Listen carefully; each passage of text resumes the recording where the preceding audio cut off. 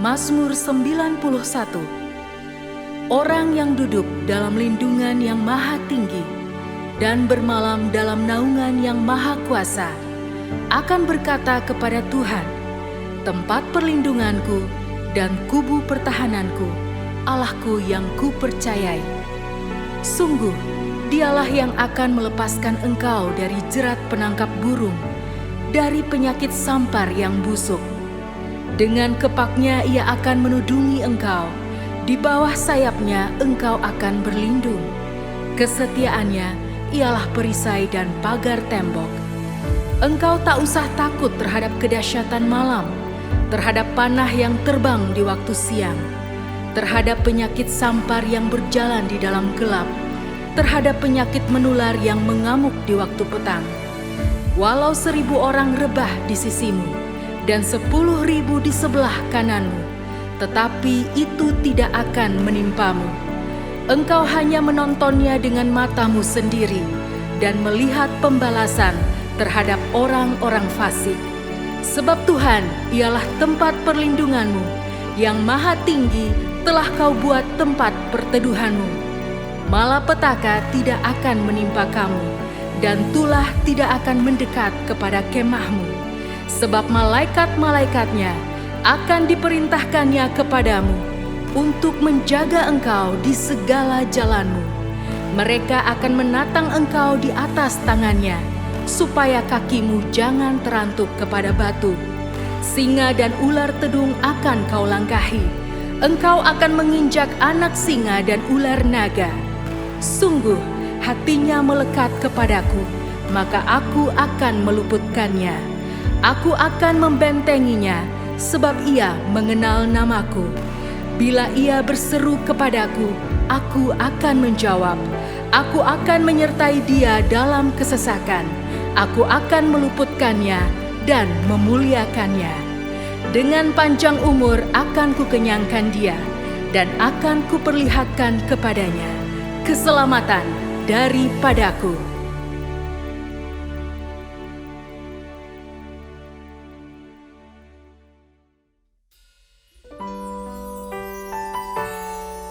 Kuasa darah-Mu, kuasa pengorbanan-Mu, itu menyelamatkan kami ya Tuhan. Engkau rela menggantikan dosa-dosa kami dan menyucikan kami. Terima kasih Tuhan. Haleluya. Darah-Mu sucikanku, darah-Mu beri kehidupan, darah-Mu gantikanku sebagai korban tebusan. Sucikanku seputih salju.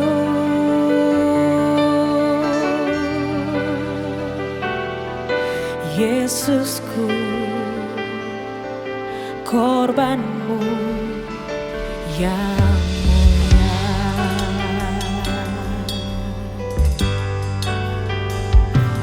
Darah-Mu sucikanku, darah-Mu beri kehidupan, darah-Mu gantikanku sebagai korban tebusan. Sucikanku seputih salju.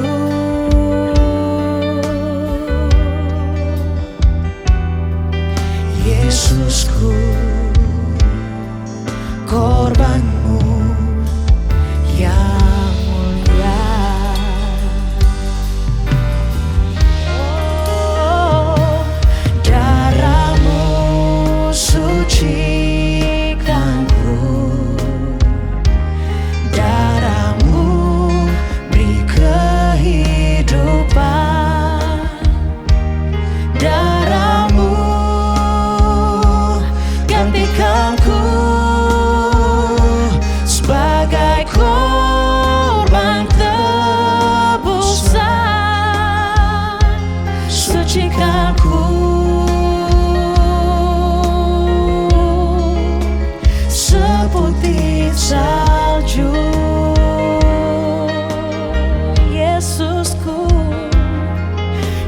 Yesusku,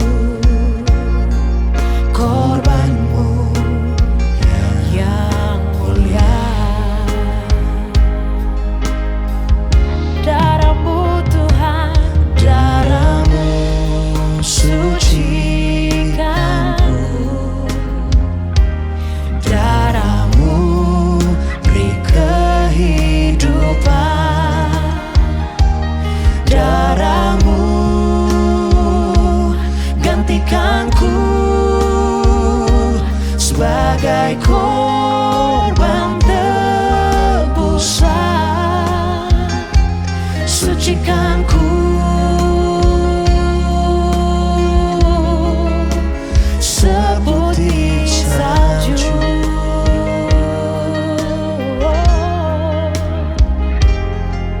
Yesusku, korbanmu yang mulia. Oh, darahmu, oh, darahmu sucikanku. Darahmu beri kehidupan. Darahmu gantikanku sebagai korban tebusan. Sucikanku seputih salju.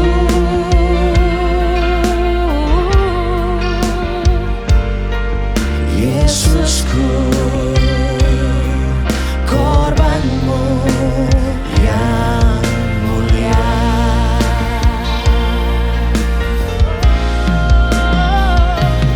Darahmu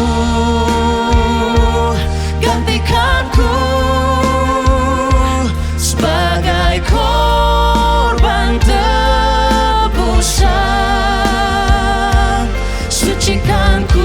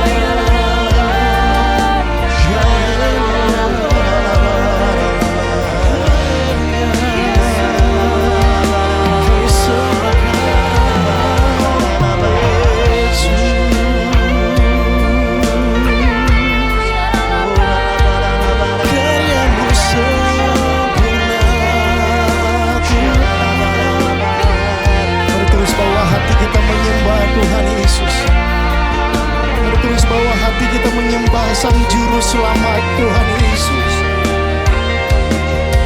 Sembah Dia lebih lagi. Terlalu mahal darah-Mu Tuhan, dicurahkan bagi kami.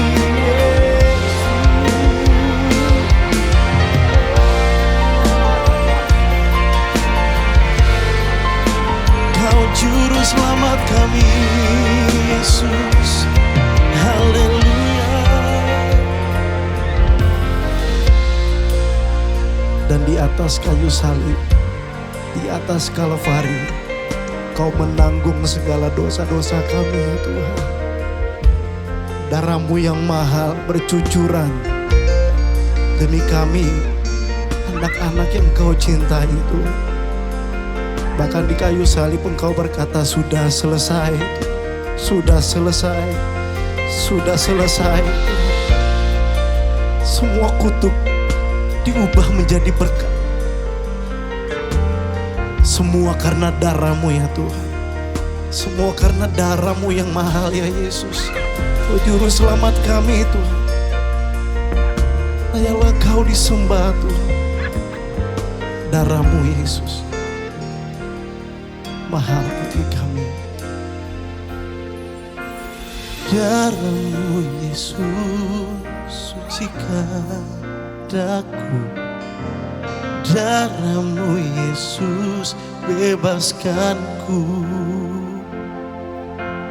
Darah-Mu Yesus ubahkan daku. Ku dijadikan baru. Darah-Mu Yesus, darah-Mu Yesus sucikan daku. Amin. Darah-Mu Yesus bebaskanku. Darah-Mu Yesus ubahkan daku. Ku dijadikan. Mari umat tebusan Tuhan, akan darah-Mu Yesus. Darah-Mu Yesus sucikan daku. Darah-Mu Yesus bebaskanku. Darah-Mu Yesus ubahkan daku. Ku dijadikan baru.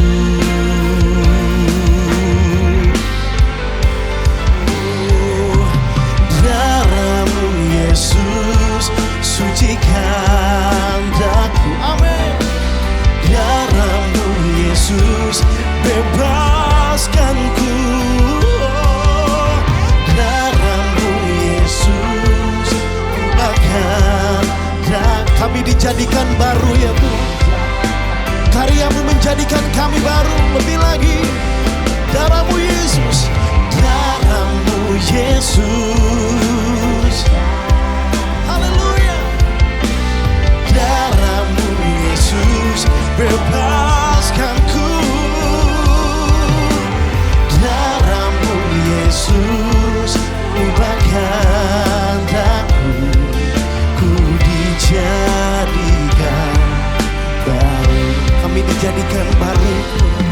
Ku dijadikan baru. Ku dijadikan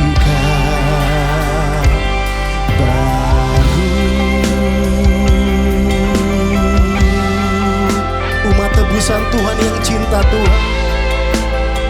Di momen indah ini sembah Dia, Juru Selamat ini. Tuhan Juru Selamat kami, terima kasih buat darah-Mu Yesus. Haleluya, haleluya. Ku jadi pemenang karena karya-Mu.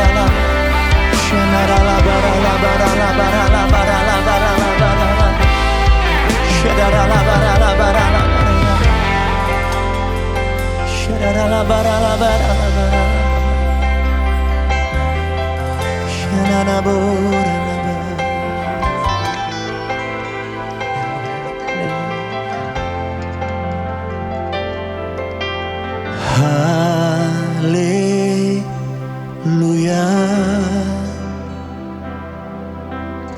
haleluya,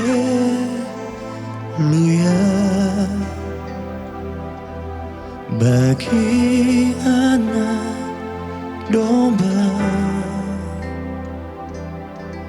yang duduk di tahta. Haleluya,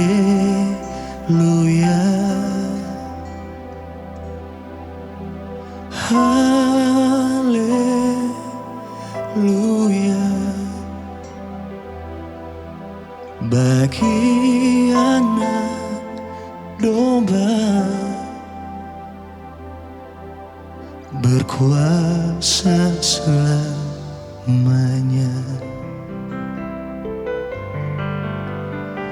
Haleluya, haleluya,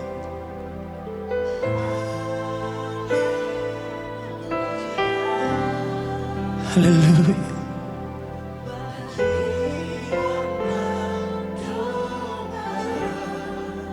Bagi anak domba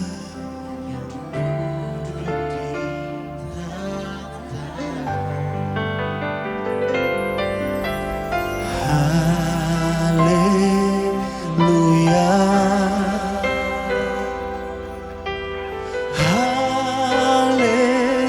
haleluya,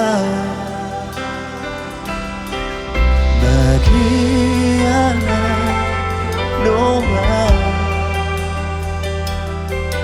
berkuasa selamanya. Sekali lagi kita berkata haleluya, haleluya, bagi anak domba yang duduk di tahta.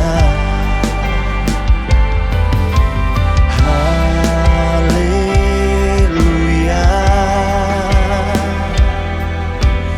haleluya, bagi anak domba berkuasa selama. Sekali lagi kita berkata haleluya, haleluya, haleluya, oh, bagi anak domba yang duduk di tahta.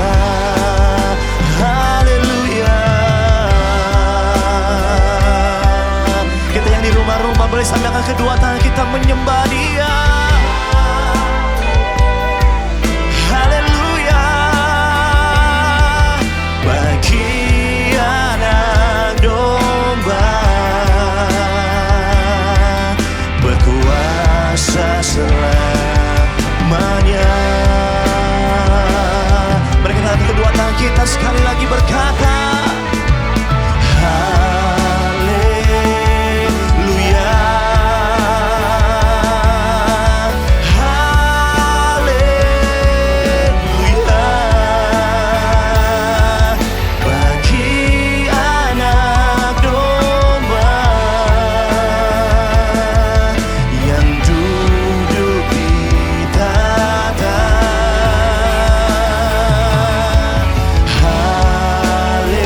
Haleluya, haleluya, bagi anak domba, bagi anak domba berkuasa, berkuasa. Mari sekali lagi kita kedua tangan kita berkata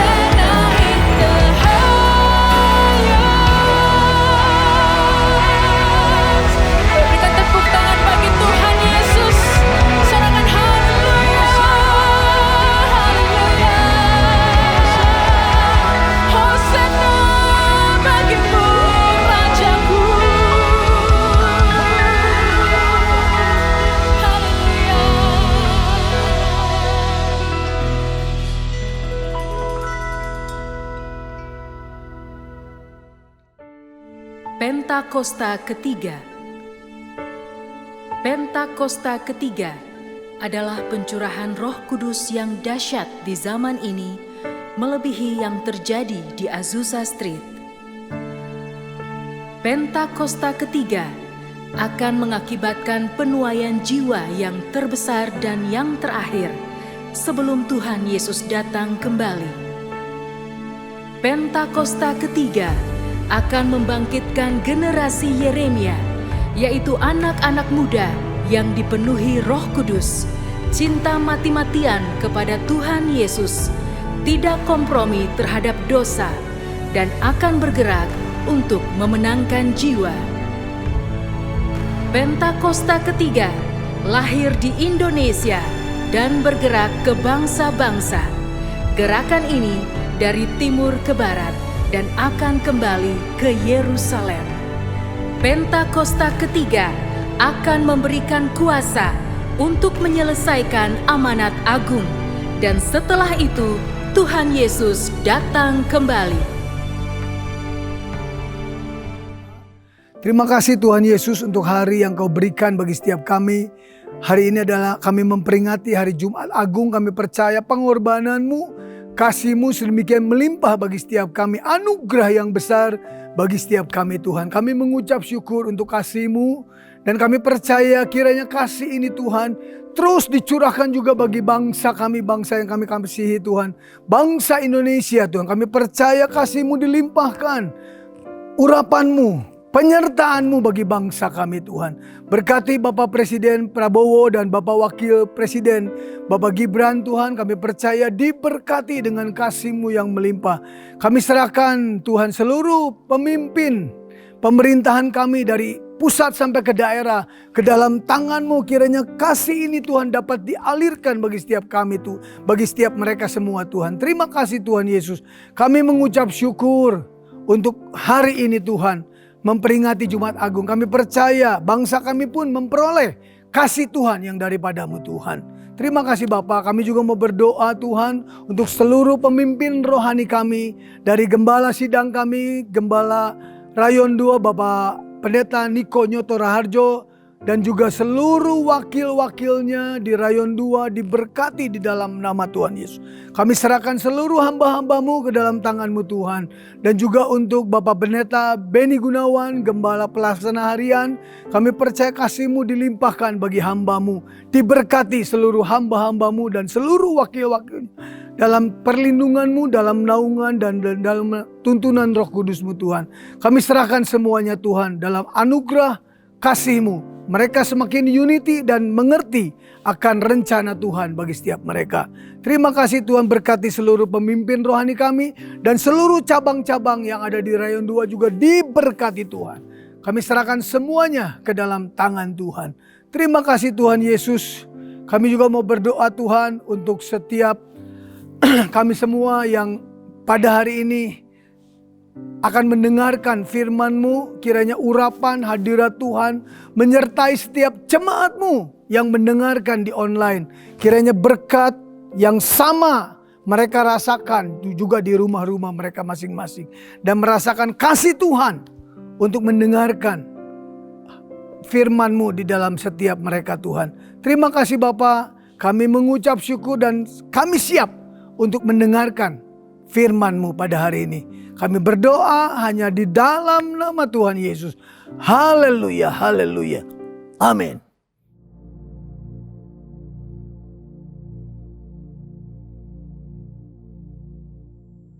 Shalom semuanya. Hari ini adalah Jumat Agung, di mana kita memperingati kematian Tuhan Yesus. Kita akan merenungkan kembali kasih Tuhan Yesus yang luar biasa bagi kita semua. Yohanes 3 ayat 16 berkata, karena begitu besar kasih Allah akan dunia ini, sehingga Ia telah mengaruniakan anak yang tunggal, supaya setiap orang yang percaya kepadanya tidak binasa, melainkan beroleh hidup yang kekal. Ada apa dengan manusia sehingga Tuhan Yesus harus datang ke dalam dunia ini?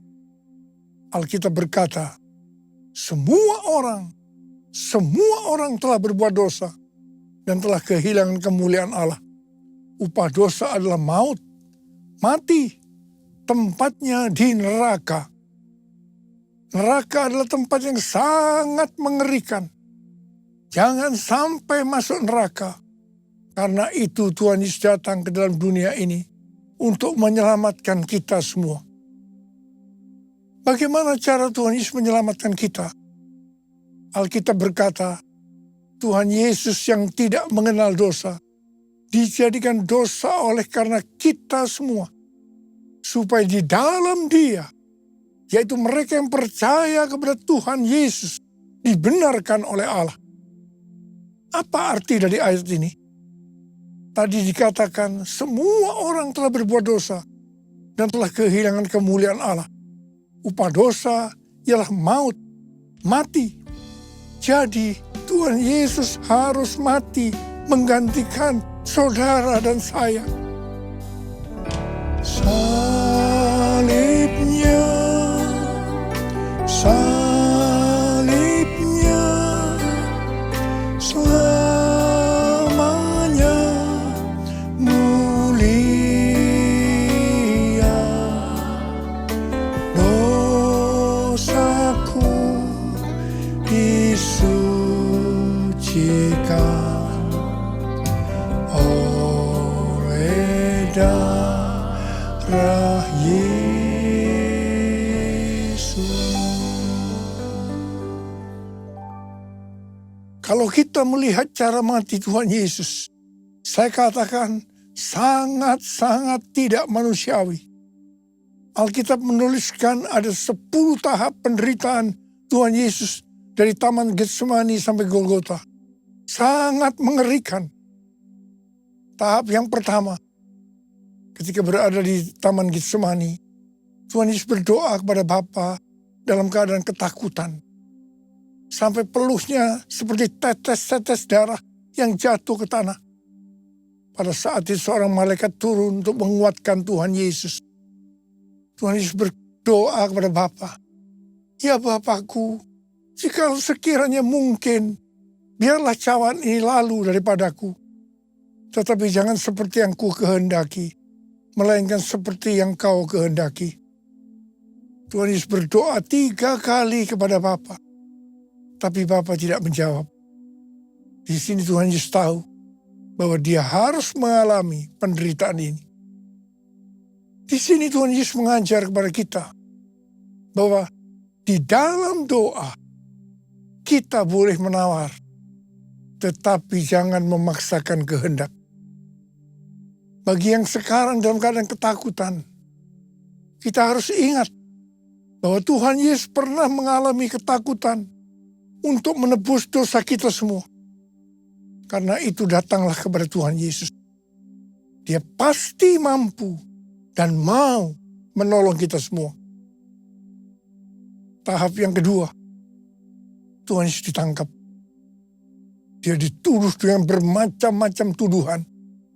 Diludahi, mukanya ditinju, dipukul. Tetapi Tuhan Yesus tidak membalas.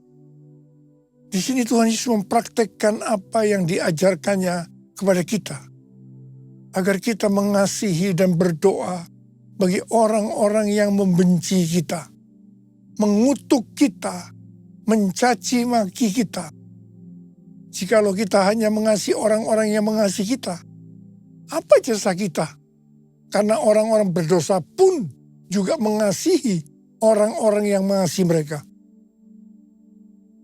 Tahap yang ketiga, Tuhan Yesus dibelenggu dan diadili. Waktu Tuhan Yesus diadili oleh Pilatus, ternyata tidak didapati kesalahan yang membuat Tuhan Yesus harus dihukum mati. Sementara itu orang-orang Yahudi terus berteriak-teriak supaya Tuhan Yesus dihukum mati. Salibkan dia! Salibkan dia! Akhirnya Pilatus menyerahkan Tuhan Yesus untuk disalibkan. Tahap yang keempat, Tuhan Yesus dicambuk. Proses awal dari penyaliban, jubah Tuhan Yesus dibuka dan dihukum cambuk. 2 algojo bergantian menghunjamkan cambuk ke punggung Tuhan Yesus. Ujung cambuk itu terbuat dari potongan tulang dan potongan besi.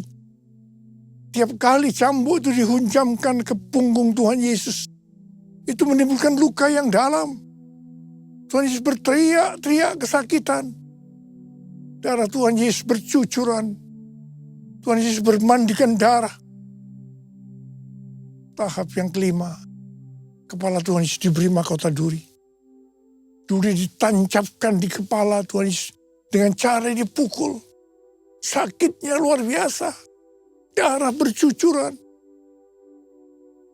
Tahap yang keenam, Tuhan Yesus memikul salib. Dalam kesakitan, berlumuran darah, ditambah semalaman Tuhan Yesus tidak tidur. Tuhan Yesus harus memikul salibnya. Tuhan Yesus jatuh bangun karena tidak kuat. Maka Simon dari Kirene disuruh menggantikannya. Tahap yang ketujuh, tangan dan kaki Tuhan Yesus dipaku. Sakitnya luar biasa. Darah bercucuran. Tahap yang ke-8, Tuhan Yesus digantung di atas kayu salib. Pada saat itu Tuhan Yesus menderita secara lahir maupun batin. Secara lahir, dia merasakan sakit yang luar biasa di sekujur tubuhnya. Dan juga merasa sesak karena ada cairan yang menegang jantungnya. Secara batin, Tuhan Yesus menderita. Karena Tuhan Yesus melihat semua orang yang lalu lalang menghujat dia. Ahli-ahli Taurat, tua-tua, imam-imam menghujat dia. Bahkan salah satu penjahat di sebelahnya juga ikut menghujat. Tahap yang ke-9. Tuhan Yesus merasa ditinggalkan oleh Bapa. Sekitar jam 12 siang sampai jam 3 petang. Tiba-tiba langit di sekitar Golgota menjadi gelap. Tuhan Yesus gelisah. Dan dia berteriak, Eli, Eli, lama sabachthani. Allahku, Allahku, mengapa engkau meninggalkan aku? Tuhan Yesus merasa ditinggalkan oleh Bapa. Orang yang berdosa pada hakikatnya dipisahkan dari Bapa. Jadi untuk menebus orang yang berdosa, maka Tuhan Yesus harus merasakan ditinggalkan oleh Bapa. Dipisahkan dari Bapa. Saya percaya ini adalah puncak penderitaan Tuhan Yesus. Penderitaan lainnya tidak ada artinya dibandingkan merasa ditinggalkan oleh Bapa. Bagi saya, kalau saya tidak bisa merasakan hadirat Tuhan, itu adalah hal yang paling berat dalam hidup saya. Karena itu setiap hari saya selalu menjaga langkah-langkah dalam hidup agar saya terus mengalami hadirat Tuhan.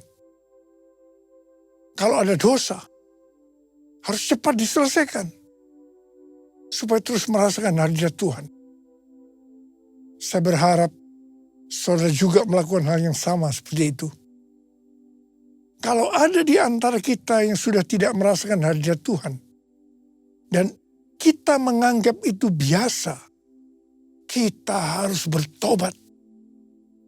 Tidak ada yang lebih berbahagia daripada kalau kita berada dalam hadirat Tuhan. Sebab Alkitab berkata, di hadapanmu ada sukacita berlimpah-limpah. Artinya di dalam hadirat Tuhan ada sukacita dan kebahagiaan yang berlimpah-limpah. Tahap yang ke-10. Tuhan Yesus berkata, sudah selesai. It is finished. Ya Bapa, ke dalam tanganmu kuserahkan nyawaku. Lalu Tuhan Yesus mati. Pertanyaannya, mengapa Tuhan Yesus harus mati dengan cara demikian? Mengapa tidak dengan cara yang mudah? Dipenggal kepalanya, selesai. Mengapa Tuhan Yesus harus mati dengan bermandikan darah? Alkitab katakan, tanpa penumpahan darah. Tanpa penumpahan darah, tidak ada pengampunan dosa. Untuk mengampuni dosa saudara. Dosa saudara. Dosa saudara. Dosa saya. Tuhan Yesus harus mati dengan cara demikian. Selain itu, apalagi yang Alkitab katakan dengan cara mati Tuhan Yesus yang seperti itu. Yang pertama, penyakit kitalah yang ditanggungnya. Yang kedua, penderitaan kita yang dipikulnya. Dan oleh bilur-bilurnya kita disembuhkan. Teruku kasih-Mu Yesus, Kau telah mati gantikan diriku. Kau curahkan darah-Mu untuk tebus dosaku. Layaklah Kau Tuhan dipuji dan disembah dengan segenap hatiku. Layaklah Kau Tuhan dipuji dan disembah dengan segenap jiwa ragaku. Dengan segenap jiwa ragaku. Dengan segenap jiwa ragaku. Alkitab katakan, Tuhan Yesus mati karena dosa-dosa kita. Dia dikuburkan, tapi pada hari yang ketiga Dia dibangkitkan. Haleluya! Tuhan Yesus tidak selamanya mati. Tapi pada hari yang ketiga, Tuhan Yesus dibangkitkan. Hidup, hidup, hidup selamanya. Yesusku hiduplah, hidup selamanya. Hidup, hidup, hidup selamanya. Yesusku hiduplah. Oh haleluya, oh haleluya. Yesusku hiduplah. Oh haleluya, oh haleluya. Yesusku hiduplah. Yesusku hiduplah. Yesusku hiduplah. Apa yang Alkitab katakan kalau sampai Tuhan Yesus tidak bangkit? Yang pertama, sia-sialah pemberitaan firman Tuhan. Saya di sini memberitakan firman Tuhan tidak ada artinya. Sia-sia. Tapi puji Tuhan, Tuhan Yesus hidup. Tuhan Yesus bangkit. Pemberitaan firman Tuhan menjadi tidak sia-sia. Hal yang kedua, kalau sampai Tuhan Yesus tidak bangkit, sia-sialah kepercayaan kita. Dan kita akan tetap mati di dalam dosa-dosa kita. Demikian juga dengan orang-orang yang mati di dalam Tuhan. Mereka akan tetap binasa. Tetapi puji Tuhan, Tuhan Yesus bangkit. Kita tidak akan mati di dalam dosa-dosa kita. Tetapi kita akan bersama-sama dengan Tuhan Yesus selama-lamanya. Haleluya! Hal yang ketiga, kalau sampai Tuhan Yesus tidak bangkit, kita adalah orang-orang yang paling malang dari segala manusia. Tetapi puji Tuhan, Tuhan Yesus bangkit. Kita bukan orang-orang yang paling malang, tapi justru orang-orang yang paling beruntung dari segala manusia. Ada berapa banyak orang-orang yang paling beruntung dari segala manusia? Angkat tangan saudara. Sebab Dia hidup, ada hari esok. Sebab Dia hidup, ku tak gentar. Karena ku tahu Dia pegang hari esok. Hidup jadi berarti sebab Dia hidup. Hidup berarti sebab dia hidup. Hidup jadi berarti sebab Yesus hidup. Karena Tuhan Yesus hidup, maka ada hari esok. Karena Tuhan Yesus yang pegang hari esok saudara dan saya, dia hidup. Dia berkata kepada kita semua, jangan kamu khawatir. Jangan kamu khawatir. Apa yang akan kamu makan? Apa yang akan kamu minum? Apa yang akan kamu pakai? Semua itu dicari oleh bangsa-bangsa yang tidak mengenal Allah.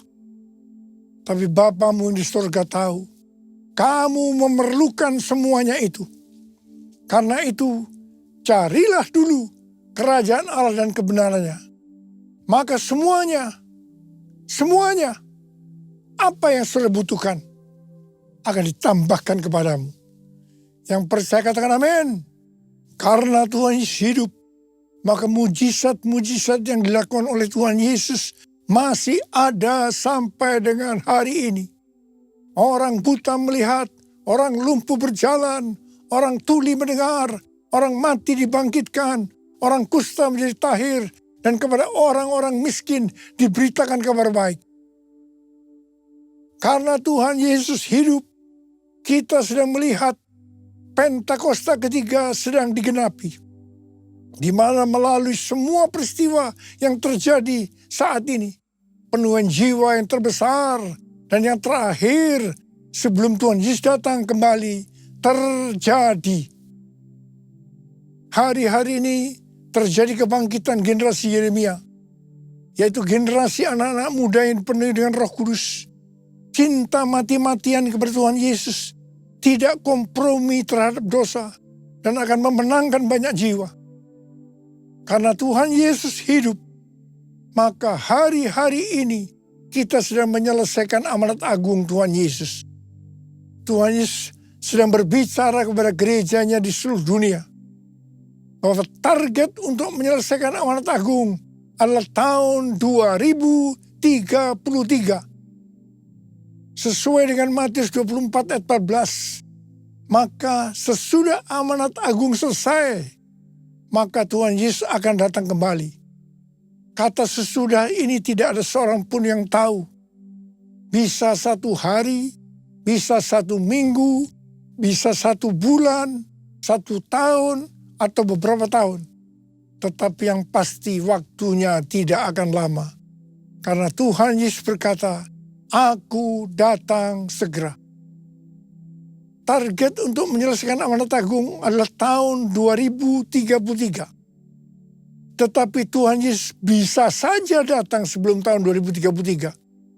Karena Tuhan Yesus bisa datang sewaktu-waktu. Yang jelas, sebelum Tuhan Yesus datang, Injil Kerajaan Allah sudah diberitakan ke seluruh dunia menjadi kesaksian bagi semua bangsa. Yang artinya amanat agung sudah selesai. Haleluya! Karena Tuhan Yesus hidup, maka Tuhan Yesus memberikan 5 metode untuk menyelesaikan amanat agung. Yang pertama, harus banyak berdoa, memuji, menyembah Tuhan dalam unity siang dan malam. Yang kedua, memberitakan Injil kepada orang lain. Yang ketiga, memperlengkapi para murid agar mereka bisa bertumbuh dan melayani. Yang keempat, meringankan penderitaan orang lain dengan menolong mereka. Yang kelima, mendirikan gereja-gereja baru. Supaya kita bisa melakukan metode Tuhan Yesus ini, maka kita harus melakukan seperti yang tertulis dalam 1 Yohanes 2 ayat 6. Bahwa kita wajib hidup sama seperti Kristus telah hidup. Besar anugerah-Mu, berlimpah kasih-Mu, semakin hari semakin bertambah. Besar anugerah-Mu, Perbuatannya besar, perbuatannya besar, perbuatannya besar. Pujilah namanya. Angkat tangan kita. Perbuatannya besar, perbuatannya besar, perbuatannya besar. Pujilah namanya.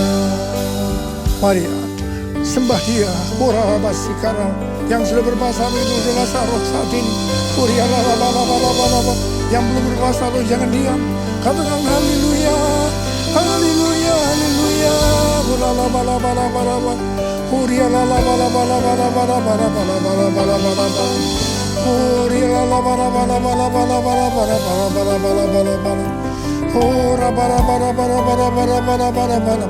Bapa, curahkan pengurapan-Mu buat kami semua.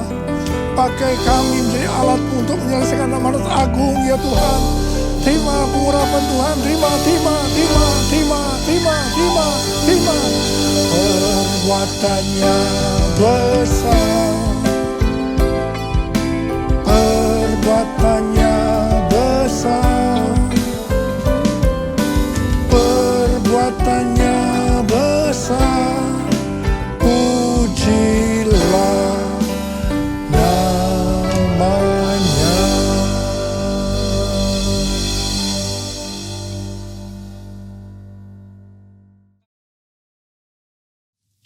Kita akan masuk dalam perjamuan kudus. Kita akan mengingat ayat ini. Sebab setiap kali kamu makan roti ini dan minum cawan ini, kamu memberitakan kematian Tuhan sampai Ia datang. Perjamuan kudus adalah perjamuan Tuhan Yesus sendiri. Setiap kali kita masuk ke dalam perjamuan kudus, Tuhan Yesus selalu berkata, biarlah ini menjadi peringatan akan aku. Karena itu mari, tundukkan kepala, arahkan hati kita kepada kebaikan Tuhan. Supaya kita lebih mengasihi Tuhan Yesus. Kita lebih mengasihi satu dengan lain. Bapa, siapakah kami sebelum kami mengenal Engkau? Kami semua orang berdosa. Upah dosa adalah maut, mati. Tapi Engkau yang tidak berdosa telah dijadikan dosa oleh karena kami ya Tuhan. Engkau harus turun dari sorga mulia, mati ganti kami dengan penderitaan yang luar biasa. Sungguh kalau kami pikirkan betapa baiknya Engkau itu. Engkau jadikan kami sebagai anak-anak-Mu. Engkau berkati, Engkau tuntun, Engkau bela. Engkau hajar juga kalau kami salah. Itu Engkau ya Abah. Itu Engkau. Tuhan akan memberkati kita melalui perjamuan kudus. Tapi Tuhan mau kita makan dan minum dengan cara yang benar. Karena itu masing-masing berdoa. Lihat keadaan dirimu. Introspeksi. Kalau ada dosa yang Tuhan ingatkan saat ini, langsung minta ampun. Minta ampun. Supaya diberkati. Ampuni kami Tuhan. Ampuni. Ampuni. Ampuni. Bapa, Engkau melihat anak-anak-Mu sedang menyelesaikan segala sesuatu yang dengan Tuhan. Layakkan kami untuk masuk dalam perjamuan kudus ya Abah. Kami akan masuk dalam perjamuan kudus dengan hati yang penuh ucapan syukur. Dalam nama Yesus kami berdoa. Amin. Mari, angkat roti di tangan kanan kita tinggi-tinggi. Sebab apa yang telah kuteruskan kepadamu telah aku terima dari Tuhan. Yaitu bahwa Tuhan Yesus pada malam waktu Ia diserahkan mengambil roti. Dan sesudah itu Ia mengucap syukur atasnya. Ia memecah-mecahkannya dan berkata, inilah tubuhku yang diserahkan bagi kamu. Perbuatlah ini menjadi peringatan akan aku. Saudara kasih Tuhan, bukankah roti yang kita pecah-pecahkan ini adalah persekutuan kita dengan tubuh Kristus. Mari kita makan dalam nama Yesus.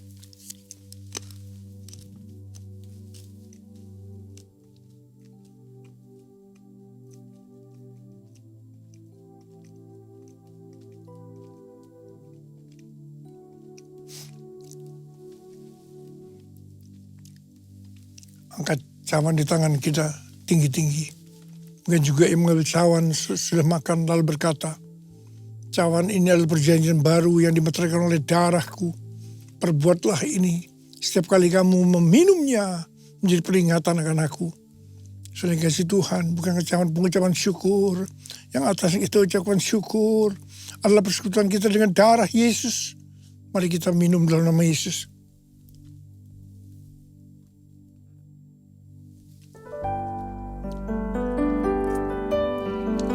Ucapkan syukur dan terima kasih dengan suara. Jangan diam. Tuhan, terima kasih ya Tuhan. Terima kasih ya Tuhan. Terima kasih ya Tuhan. Terima kasih ya Tuhan. Terima kasih. Kau melihat anak-anakmu. Saat ini kau sedang menyembuhkan yang sakit, membebaskan yang terikat. Engkau menghibur yang susah. Engkau menguatkan yang lemah. Memberikan pengharapan-pengharapan yang baru bagi yang datang dengan keadaan berputus asa. Tuhan, terima kasih. Tuhan, terima kasih. Terima kasih. Terima kasih. Terima kasih Yesusku. Terima kasih Yesusku. Puji syukur hanya bagi Tuhanku. Terima kasih Yesusku. Terima kasih Yesusku. Puji syukur hanya bagi Tuhanku. Terima kasih. Terima kasih Yesusku. Terima kasih Yesusku. Puji syukur hanya bagi Tuhanku. Terima kasih Yesusku. Terima kasih Yesusku. Puji syukur hanya bagi Tuhanku. Puji syukur hanya bagi Tuhanku. Puji syukur hanya bagi Tuhanku.